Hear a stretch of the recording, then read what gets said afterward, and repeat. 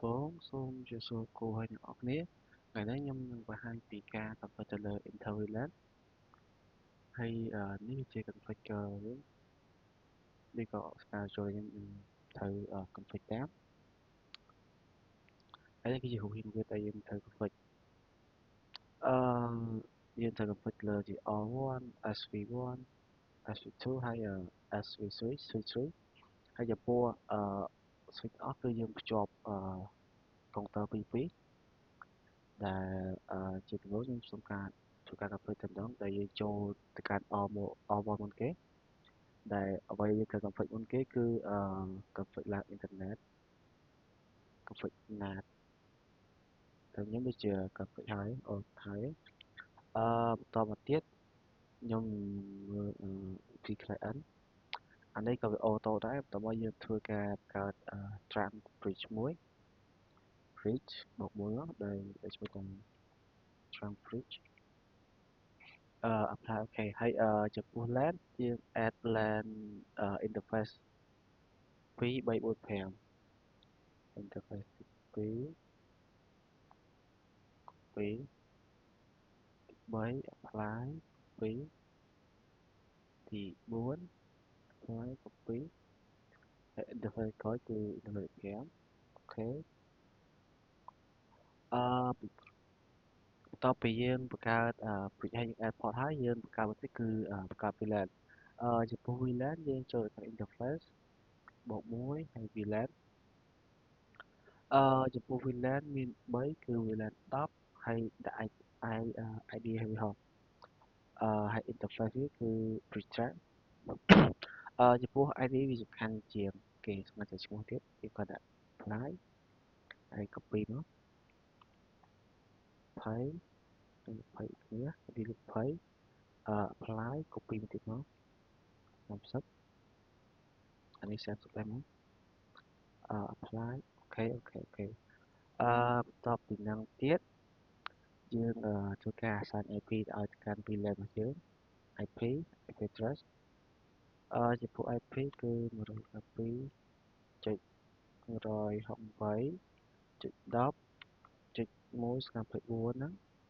សម្រាប់ interface VLAN លេខ10 apply copy ចំពោះ VLAN លេខ20 172.10 គុណ 20.1.4 ហើ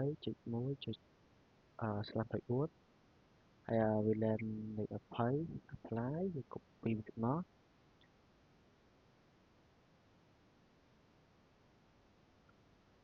ចំពោះ VLAN លេខ30 IP វិញយើងគឺដាក់10គុណ.30.1/24 interface លេខVLAN 30 apply អូខេមកបន្ទាប់ពីយើងធ្វើការassign IP ទៅកាន់ VLAN ហើយយើងនឹងធ្វើការ configure ទៅលើ DHCP server setup គឺយើងត្រូវយក interface VLAN លេខ10 next មកបន្តមកទៀតយើងនឹងធ្វើការsetup លើ DP VLAN លេខ20ម្ដង equal next មកបន្តទៀតគឺ VLAN លេខ30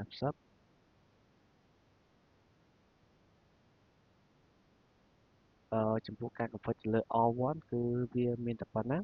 ឡូវយើងធ្វើការ configure ទៅលើនេះ switch ទី1ពេញបោកមកអ្វីដែលយើងត្រូវធ្វើការ configure មុនគេគឺយើងបង្កើត bridge មួយសិនចោលសិនអស់ bridge បង្កើត bridge ហើយយើងធ្វើការ add port ចូលដដែលមកតែ port ដែលយើងនឹងត្រូវ add គឺ port លេខ2345 2 apply copy apply copy apply copy ហ្នឹងport ទី5អូខេហើយតមកទៀតយើងបង្កើត VLAN តចូលទៅ interface VLAN VLAN 10 ID លេខ10មកហើយយើង interface ដាក់លើ bridge trunk អូខេ copy VLAN 20 ID 20ហើយ interface វាគឺ bridge trunk ដូចគ្នា apply OK អឺបន្តទៀតអឺ Reception ហើយ ID នេះគឺ Reception ហើយ Interface នេះគឺប្រចាំតា apply OK OK OK មកអឺជំនាញបន្ទាប់យើងបង្កើត config លើ Access Support ដែលយើងត្រូវចូលទៅកាន់ bridge យើងបង្កើត bridge មកស្គាល់នេះ bridge VLAN LAN 10 apply OK បន្តមកទៀតគឺឈ្មោះវាគឺ bridge VLAN 20បន្តមកទៀតយើងធ្វើការ add port តែ add port គឺយើង add port add port bridge LAN 10នេះ add port add interface label ហើយVLAN លេខ10ហើយយើង add interface label មកទៅ10 apply copy មកនេះ VLAN លេខ10ហើយbridge នេះគឺ bridge LAN 10ដែរយើងអូខេនេះបន្តមកទៀតយើង add bridge មួយទៀតគឺ bridge លេខ20ហើយinterface នេះគឺលេខ6យើង apply ហើយ copy មកអានេះ20 apply copy អូខេអាហ្នឹងយើងខ្វល់ច្បាស់ហើយយើងលើយើងធ្វើការនេះចឹងធ្វើការ request IP តើវាយើងធ្វើការ config ត្រូវអត់មកពេលយើងចូលធ្វើ ផ្សេងទៀត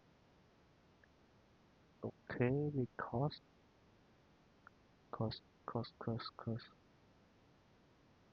លើវាចេញទៅណា IP យើងចាប់បានគឺប៉ុណ្ណេះ192 10.253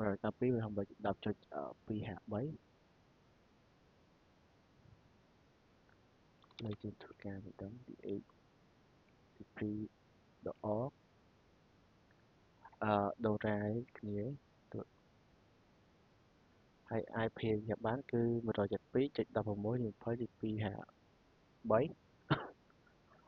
បន្ទាប់ពីខាងនេះទទួល IP បានហើយឥឡូវយើងធ្វើការតាមពិតកាន់ switch ទី2តែ config នោះវាដូចតែគ្នាទេ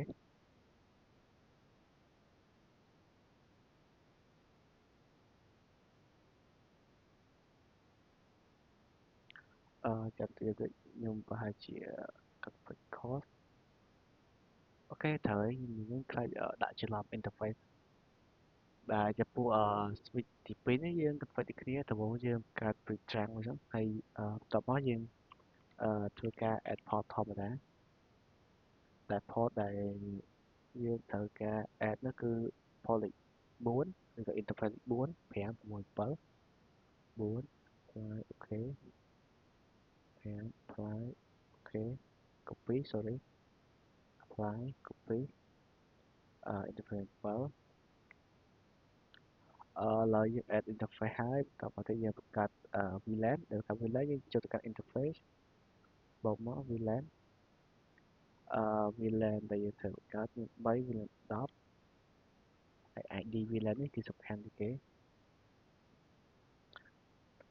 យើង apply ទៅ copy មក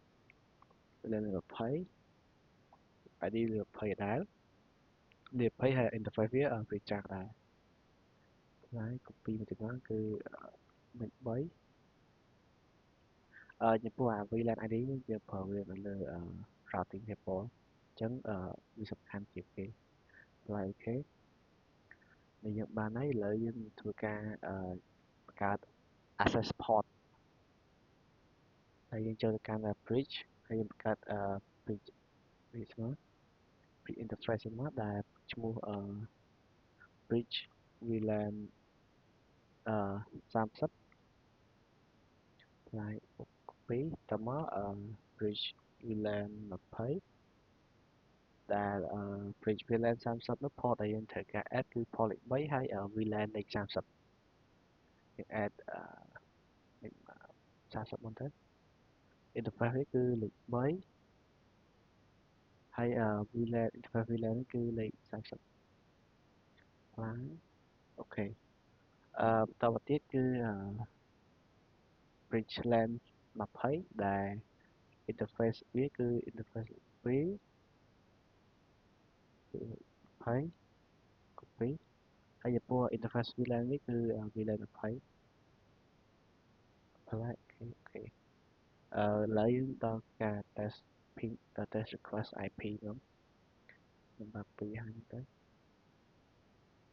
កុងតើលេខ56 DHCP តអ TT ចាំតិចហើយជាវាខុសអីហើយសូម check វិញតិចទៅ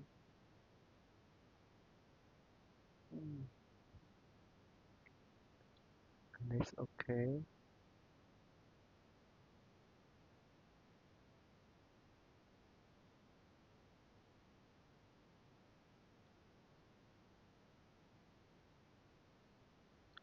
ដូចជាចាំតិចសូម check ដូចមួយសិន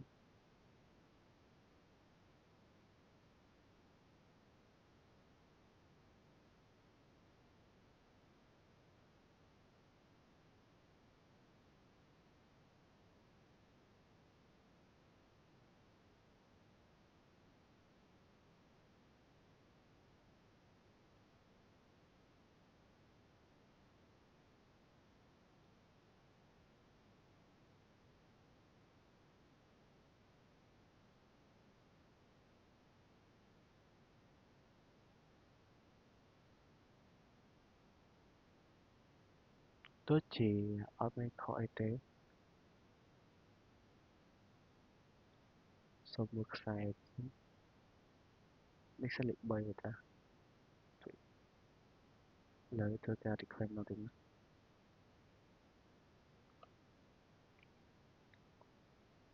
អូខេវាចេញហើយប្រហែលជាមុននោះវា error អីដឹងខ្ញុំអត់ដឹងដែរបើតាមខ្ញុំមើលដូចជាអត់មានយើងធ្វើ config ខុសទេ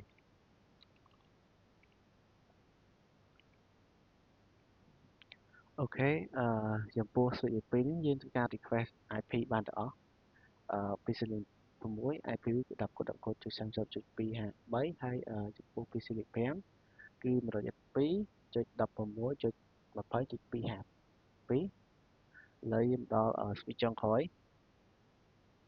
ដែល switch ចុងក្រោយវាដូចតែអាពីរមុនដែរគឺយើង config ទៅលើទីមួយគឺបង្កើត bridge ហើយ add port បង្កើត VLAN ហើយ add VLAN នឹងចូលទៅកាន់ bridge ហើយចុងក្រោយយើងធ្វើការ config លើ access port តែប៉ុណ្្នឹងទេដែលទៅការ bridge bridge trunk ហើយapply អូខេតទៅទៀតយើង add port add គឺ4567 4 apply copy 5 2 7ឥឡូវយើង add port ហើយតមកទៀតយើងបង្កើត VLAN ចូលទៅ interface drop down មកVLAN 10ស្មើគេគឺ web ID និងប្រើដូចជា routing bridge trunk apply copy 20 VLAN 20 ID 20ហើយinterface គឺ bridge trunk ដែរ copy VLAN 30 IP វា VLAN IP គឺ30ហើយ bridge trunk interface គឺ bridge trunk ដែរ apply អូខេហើយតទៅទៀតយើងធ្វើការបង្កើតទៅលើ access port យើងចូលកាន់ bridge មកbridge យើងបង្កើត bridge interface មួយសិនដែលbridge interface គឺ bridge VLAN 10 apply copy ដូចនេះគឺ bridge VLAN 30 copy ឡើងយើង add port វាចូល bridge VLAN 10គឺយើងប្រើ add port 2មួយ VLAN 10 apply អូខេបន្តមកទៀត bridge VLAN 30ដូចជា add port លេខ3ហើយVLAN លេខ30អូខេហើយឥឡូវយើងធ្វើការ request IP បើក PC ទៀតហើយទៅ DHCP đỏ. Ok, mình cũng tới tiếp.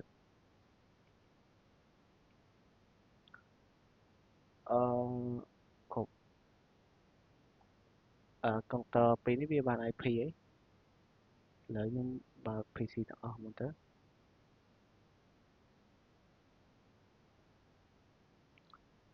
PC muốn với lịch theo một tiếp.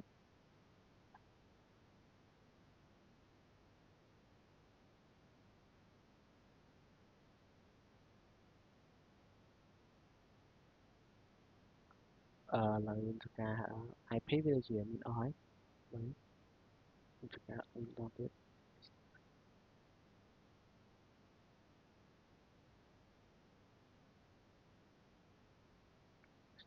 Đấy.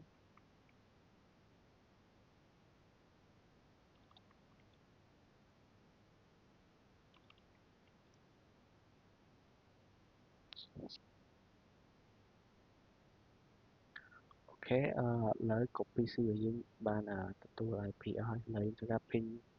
các internet yang pin club lấy. Ok, đã PC 4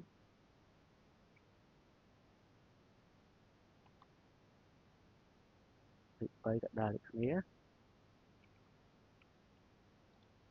PC 1 cả đá.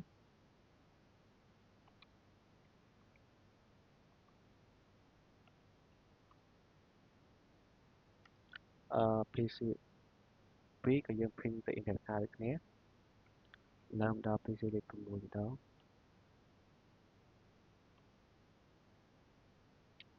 តិចPC មួយក៏ print ស្គាល់ដែរឥឡូវចូល PC ចុងក្រោយអូខេវាស្គាល់ដូចគ្នាចឹងមានថាការ config របស់យើងបានជោគជ័យហើយដែលយើងធ្វើការទីមួយយើង testing ទៅលើ require IP ហើយទីពីរយើង ping ឡើង internet គឺវាស្គាល់ទាំងអស់ហើយឥឡូវខ្ញុំសាកមួយទៀតមើលសាក ping វា local យើង ping ពី counter លេខ5នេះមួយនេះមក PC លេខ1PC លេខ1 IP មែន172 16 20 253 172.16.20.2 អូខេវា ping ស្គាល់គ្នាជាងសាក ping ទៅ PC ផ្សេងនេះ ping PC 4 IP 10.10.0.10.2 ហា10.10.10.2 អូខេវាស្គាល់ដូចគ្នាអូនេះ2ហាក់2នេះ PC លេខ2ណានេះ PC លេខ1ហើយយើង ping មកកាលណានេះវិញ252 PC លេខ4វា ping ស្គាល់ដូចគ្នាចំពោះយើងឡើង internet ហើយយើង ping នៅ local ហើយយកក្រោយការបង្ហាញខ្ញុំគឺមានប៉ុណ្្នឹងហើយដោយសារតែយើង test គ្រប់ជាហ៊ានទៅវាជោគជ័យអស់ហើយចុងក្រោយសូមអរគុណហើយសូមជម្រាបលាបាយបាយ